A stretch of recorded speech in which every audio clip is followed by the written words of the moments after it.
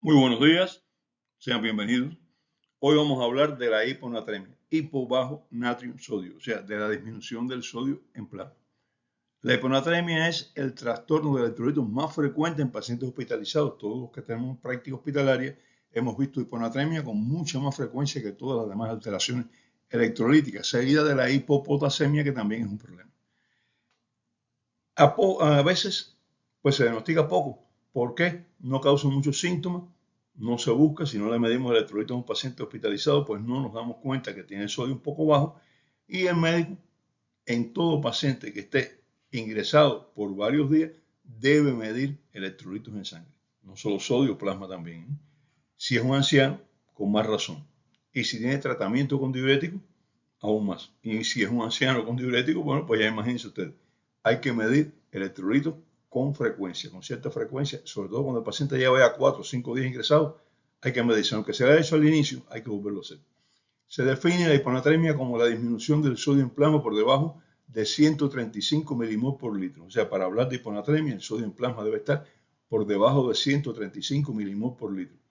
Y la hiponatremia, en estudios hechos en hospitales, se ha relacionado con mayor mortalidad. Los pacientes que tienen el sodio bajo en sangre, pues mueren con mayor facilidad que aquellos que lo tienen elevado. Y entonces, que lo tienen normal. Y entonces empezamos a decir, bueno, pues el sodio es malo. Bueno, el sodio es malo, depende de cómo usted lo mire. El sodio es malo si sube mucho y es malo también si baja. Lo malo es tener parámetros fuera de lo que está establecido por nuestro cuerpo como lo óptimo.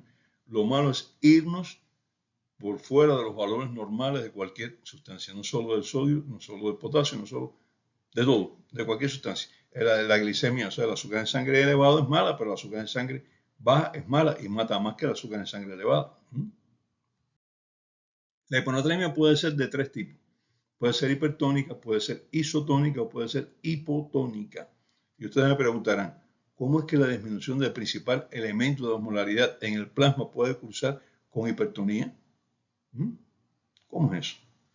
Vamos a ver. La explicación es que en este caso la disminución del sodio plasmático va acompañado de aumento en el espacio extracelular de otros solutos que intervienen en la osmolaridad. O sea, hiponatremia con hiperosmolaridad, cuidado.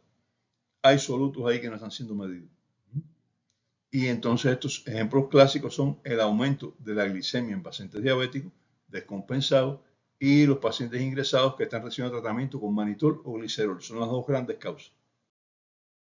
Estos solutos osmóticos aumentan la osmolaridad en el compartimento extracelular, atraen agua del compartimento intracelular y causan disminución del líquido dentro de las células, deshidratación celular, que es grave. El aumento de la urea en sangre no causa deshidratación celular por existir otros mecanismos. Recuerden que hablamos que la deshidratación celular es característica de pacientes con hipernatremia.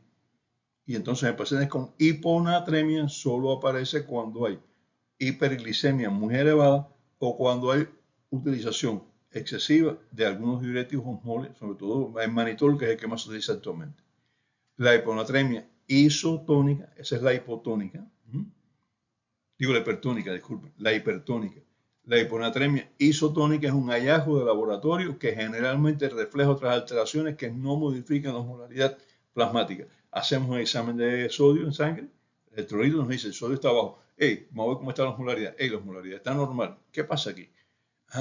Pues aquí esto es un fenómeno frecuente y no es error, no es error de laboratorio.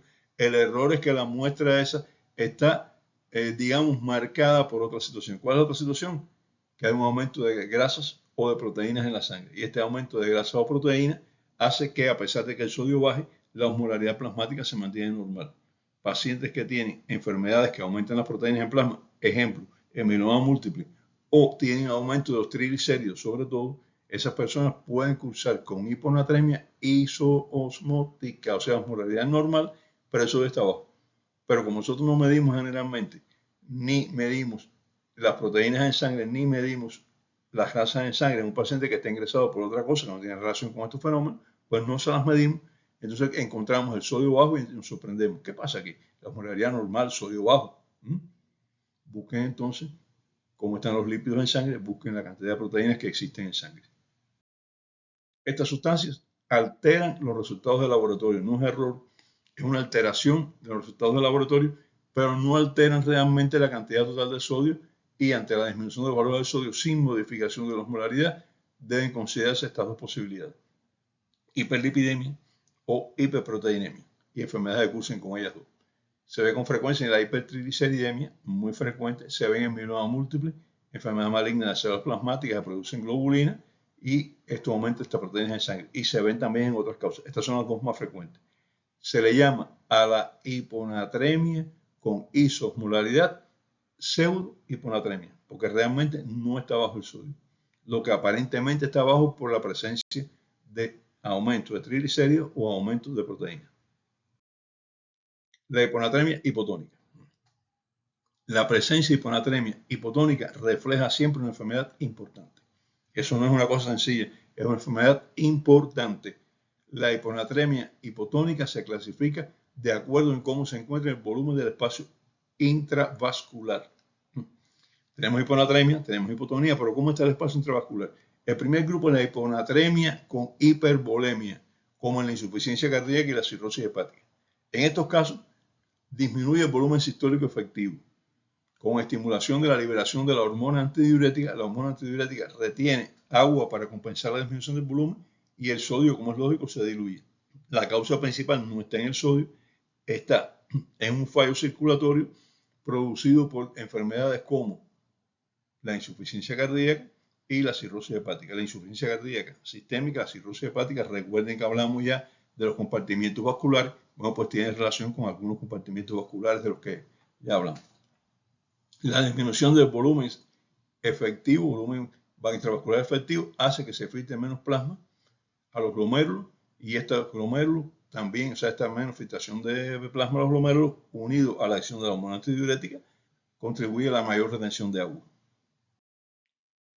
Pues entonces, ¿qué ocurre? Que la retención de agua mejora el volumen circulatorio efectivo, pero diluye el líquido intravascular, causando hiponatremia e hipotonía con entrada de agua a las células, hiperhidratación y edema cerebral. Hay señales de hipervolemia y hay que tratar el volumen sanguíneo, hay que tratar la hipervolemia sobre todo. Bueno, ya hablaremos de eso después. Otra causa de hiponatremia con hipotonía es la retención de agua por riñones que están funcionando mal ya en una fase renal, de enfermedad renal avanzada, o sea, insuficiencia cardíaca, cirrosis hepática. Enfermedad renal avanzada se caracteriza por retención de agua. La retención de agua diluye el sodio en sangre, aparece una hiponatremia que no es tan real, lo que es una retención de agua, señales de hipervolemia, y todo esto puede producir también paso de líquido al interior de la célula, y estas células entonces se hiperhidratan, aparece edema cerebral, edema celular en general, pero el cerebral es el más sintomático, y aparecen señales de trastornos neurológicos unidos a la enfermedad de base. ¿Qué se hace aquí? Bueno, ya hablaremos de eso.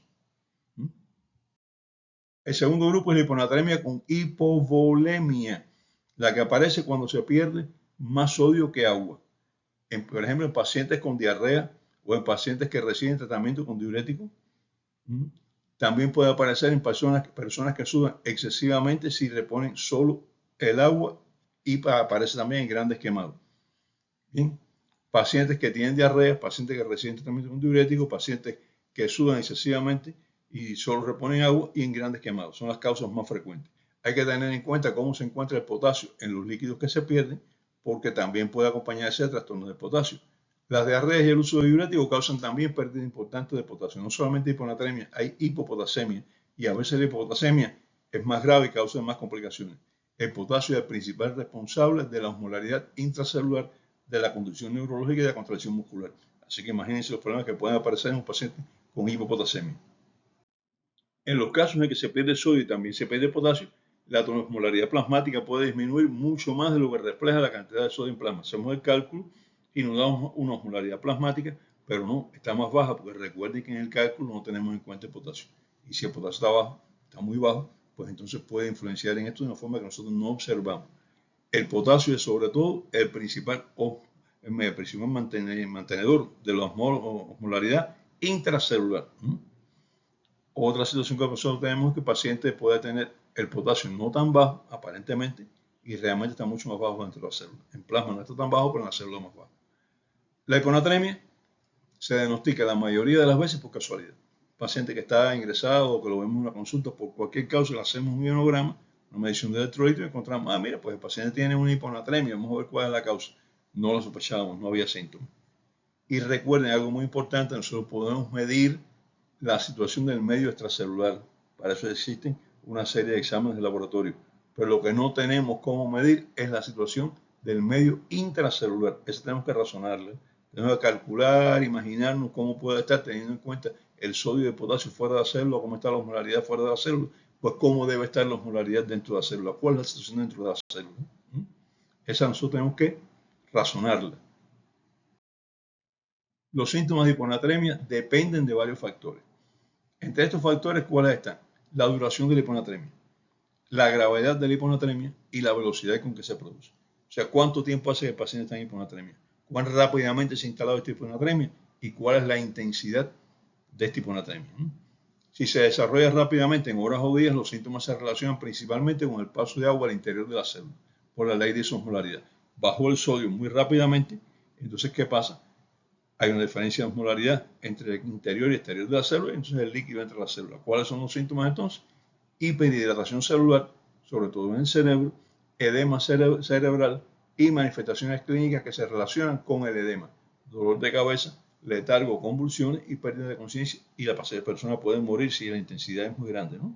Pacientes en que aparecen estos síntomas neurológicos, sobre todo a veces ancianos, decimos, no, lo que tiene es un accidente vascular encefálico.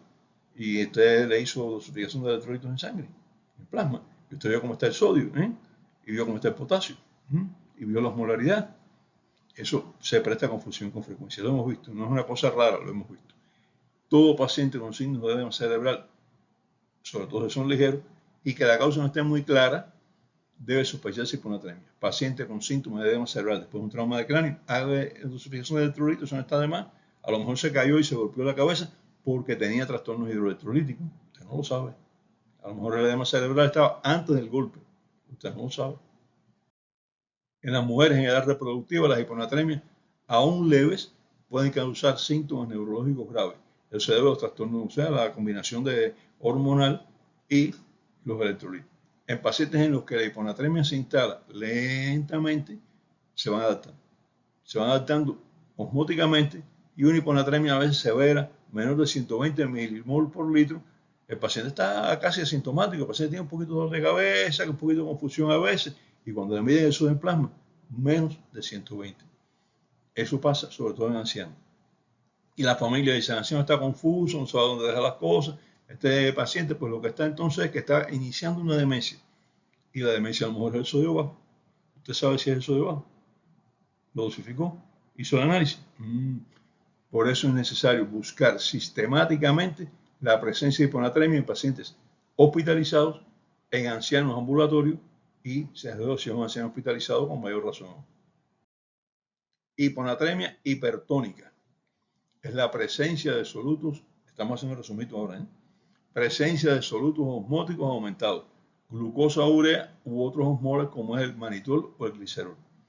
Hiponatremia isotónica causada por la hipernatremia primaria, por la hipertrigliceridemia primaria o secundaria o por la hiperproteinemia. Buscar mieloma múltiple u otras hipergamma-globulinemia y buscar también la hipertrigliceridemia. Recuerden, son las pseudo-hiponatremia. El sodio no está bajo, lo que en el análisis aparece bajo. Es un efecto de laboratorio, no un error de laboratorio, un efecto, no es lo mismo. Hiponatremia hipotónica con signos de hipervolemia, como son edema, ascitis, ingurgitación yugular, buscar insuficiencia cardíaca, cirrosis hepática o insuficiencia renal crónica avanzada. Hicimos un pequeñito resumito de los tres.